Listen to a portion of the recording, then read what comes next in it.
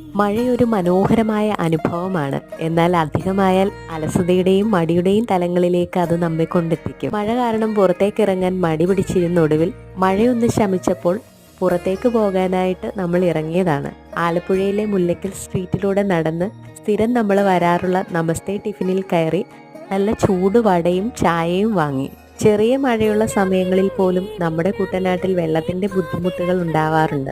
റോഡിന് ഇരുവശങ്ങളിലുമായിട്ട് കൃഷിക്ക് വെള്ളം കയറ്റിയിട്ടിരിക്കുന്ന പാടങ്ങളായിരുന്നു ഇത്. പുറത്തേക്കിറങ്ങാൻ പറ്റിയ സന്തോഷത്തിൽ കുറച്ചു നേരം കാഴ്ചകളൊക്കെ കണ്ടു നടന്നു. അങ്ങനെ ഇരിക്കുമ്പോൾ അടുത്ത മഴ വന്നു.